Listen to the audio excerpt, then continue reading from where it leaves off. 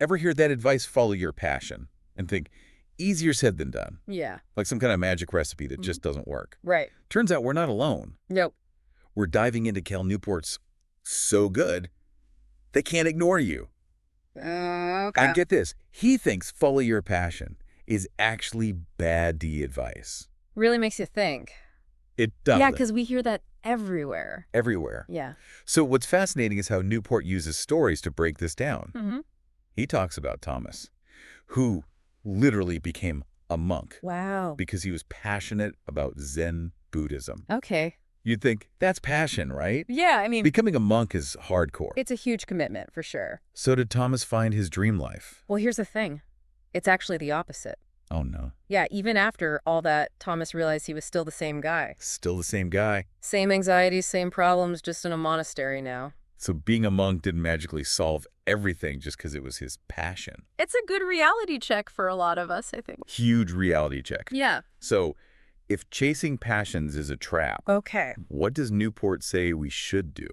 He calls it the career capital theory of great work. Okay. And the idea is the things we love about awesome jobs, like being creative or having a real impact, those are valuable. They are valuable. Right. And to get those things, we need to offer something valuable in return. Makes sense, like a two-way street. Exactly. I can't just expect a high-paying, fulfilling job if you don't bring anything to the table, right? Right.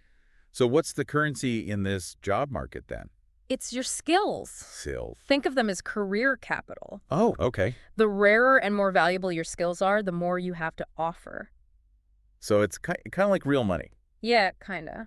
The more in demand your skills, the better your options. Exactly. So instead of blindly following a passion, we should focus on building valuable skills first. You got it. Okay. And Newport doesn't just say get good. He gets into the how W, which is deliberate practice. Like a deliberate practice. This isn't just clocking in hours, though. So it's more than that. Yeah, it's about pushing your limits, even when it's uncomfortable, Like it. and actively seeking feedback, even if it's tough to hear. Oof, that uncomfortable part, that makes me think of learning a new language. Oh, yeah. It's a grind, but you know it'll pay off. Exactly. And Newport uses this great example in the book. Okay. A bluegrass musician, Jordan Tice. Okay. And this guy, he spends hours in this tiny room just honing his craft to the point where it's almost painful, you know? Yeah. But that's how he became so incredibly skilled. So we're talking about going beyond our comfort zone, embracing the struggle. Absolutely. It's like that saying, no pain, no gain. Right, exactly. But how does that translate to finding work we actually enjoy?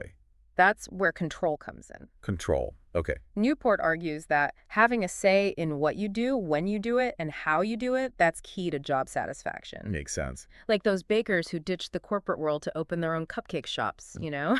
Okay, control. Now we're talking. Right. That's the thing everyone wants more of. Absolutely. But how do we actually get it? Yeah, good question. Is it as simple as just declaring, I want control? Or is there more to it? Well, Newport gives this great example. Okay. Lulu, a software developer, Okay. she used her coding skills to negotiate increasingly independent roles. Oh, I see. Until eventually she went freelance. Wow. So she used her career capital to buy herself more control. Exactly. That's brilliant. It's a good strategy. But I can also see how this could go wrong. Oh, for sure. Like, what if you try to take control too early, before you've really mastered your craft? That's exactly what Newport calls the first control trap. The first control track. It's like quitting your job to become a travel blogger before you've even booked a flight, you know? Ouch. Yeah, recipe for disaster. Yeah, you need to actually be good at the thing you want to be in control of. 100%. Right. Yeah. But even when you are good, Yeah. there's another trap waiting. Ah. Oh no, a second trap. Now I'm really curious. Yeah. What is it? It's almost like a catch-22. Okay. You've built these valuable skills. You're killing it in your role. Right. And suddenly your employer might resist you branching out, you know? Because they know your worth. Exactly. They don't want to lose their star player. Right. So what do you do then? How do you navigate that? That's where Newport introduces this concept, the law of financial viability. The law of financial viability. And it boils down to, this is someone willing to pay for what you do. Okay, so it's not enough to just be good. People have to actually value your skills enough to pay for them. Exactly. That's a gut check for sure. Yeah. If people are opening their wallets for what you're offering, Right. that's a green light. Green light. Yeah. It means you've got something valuable. Okay. And that gives you leverage. Leverage. Okay. Yeah. It's like that moment when A hobby turns into a side hustle. Yes, And suddenly you realize, hey, I could actually do this for a living. precisely. It's about testing the market, seeing if your skills are in demand. Okay. But there's one more crucial piece to this whole puzzle. Oh, there's more. Yeah. Okay, I'm on the edge of my seat. We've got the skills, we've got control. Mm-hmm. What's the missing ingredient? Mission. Mission. That sense of purpose. I mean, making a real difference. So we're talking about finding your why, that thing that gets you out of bed in the morning. Yeah, No. but Okay. what's interesting is that Newport, he doesn't buy into that whole find your preordained passion thing. Really? No, he says it's not something you just stumble upon. Okay. It's something that often emerges from expertise. So it's not like there's a big sign out there with our name on it, pointing us toward our one true calling. Not quite. It's more like Yeah. the deeper you dive into a field, Okay. the more you see the gaps, The cow. the problems worth solving. Okay. It's like you need to climb the mountain to see the hidden valley on the other side. I love that analogy. So it's not about meditating on a mountaintop, waiting for, inspiration to strike. Right. It's about actively building skills, Yes. gaining experience. Yeah, actually. And then through that process, Mm-hmm. discovering a mission that truly resonates with you. You got it. And Newport uses this great example in the book. Okay. Pardee Sabeti, a Harvard professor, Okay. and she dedicated her career to fighting deadly diseases. Wow, that's incredible. Yeah, and she didn't start out with that mission. Okay. It emerged from her deep expertise in genetics. So she became a master of her craft. Exactly. And then she was able to see the big problems Right. that needed solving. Yeah, it's like you can't fix a car if you don't even know how the engine works. Right, exactly. And Newport uses this cool concept from science writer Stephen Johnson Okay. called the adjacent possible to explain this. Adjacent possible. Okay. Yeah. Break that down for me. So it means that the most groundbreaking ideas, Yeah. they don't come out of nowhere, right? Okay. They usually come from what we already know. Okay. It's like taking a small step outside the known universe I see. and exploring what's just beyond the horizon. So it's about pushing the boundaries of what's possible, but not in a completely random way. Exactly. It's about building on existing knowledge and expertise. 100%, yeah. Okay. And when it comes to finding your mission, Yes. this means that the deeper your understanding of a field is, Yeah. the more likely you are to discover a compelling mission within that space. That makes a lot of sense. Yeah. What about those of us who are still figuring things out? Yeah. What if you're not sure what you're good at yet, let alone what your big mission is? That's where little bets come in. Little bets, okay. Yeah, instead of making one giant leap of faith, Mm-hmm. you experiment with different projects and ideas, see what sticks. So instead of betting the farm on one big idea, Right. you diversify your portfolio. Exactly. Okay. And each little bet, whether it succeeds or fails, Yeah. it gives you valuable information. Information. That helps you kind of refine your path, Yeah. discover what you truly enjoy. So it's like those taste tests at the grocery store. Exactly. You try a little bit of everything to see what you like best. 100%. That's a great way to put it. This is making me rethink my whole approach to career planning. Yeah. It's not about finding the perfect path. It's about experimenting, Yeah. learning, adjusting along the way. Exactly. It's a journey, not a destination. I like that. Yeah. This is giving me so much to think about. We've talked about deliberate practice, career capital, the importance of control and mission. Mm-hmm.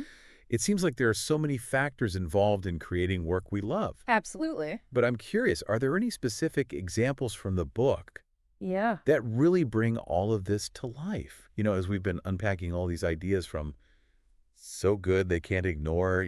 Yeah. I keep coming back to those stories of people who just seem to have it all figured out. Right. Like, remember Chris Gayabo? Yeah. The guy who traveled to every country in the world Before he was 35. before he was 35. Wild. It's easy to look at someone like that and think, wow, they're living the dream. Totally. But here's the thing.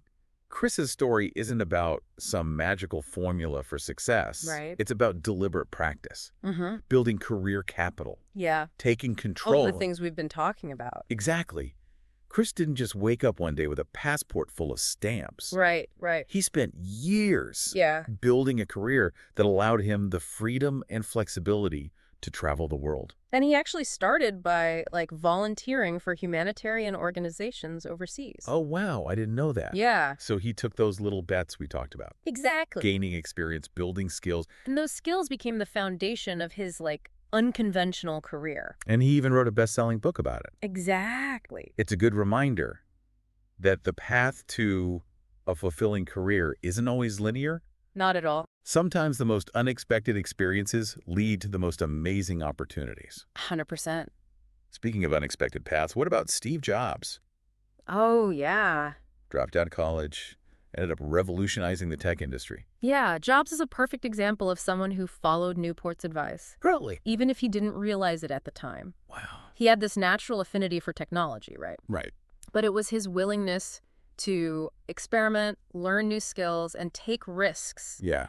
that allowed him to create something incredible. And it wasn't just technical skills. No, not at all. He had a knack for design, for Yeah. marketing, Yeah. for understanding what people wanted before they even knew they wanted it. He was a visionary, for sure. Totally. This has been such an eye-opening conversation. It really has. It's like Newport has given us a whole new framework for thinking about work and success. Yeah, It's not about finding your passion, it's about building it. that's a great way to put it. So if someone's listening to this, feeling inspired to take control of their career, what's one piece of advice from the book that they can start applying today? I think the most important takeaway is this. Start with your skills. Your skills. Yeah. What are you good at? Okay. What do you enjoy doing? Makes sense. Once you have a good understanding of your strengths, Uh-huh. you can start exploring ways to build upon them to make them even more valuable. I love it. And then who knows what might happen? Amazing opportunities could open up. I love that. Yeah. Well, that's a great place to end. Yeah. This deep dive has given us so much to think about. It really has. Deliberate practice, career capital, the importance of control and mission. Absolutely. It's a reminder that we have more agency in shaping our careers than we often realize. We really do. So Oh, yeah. here's to embracing the journey and creating work that truly lights us up. Cheers to that. Until next time, happy giving.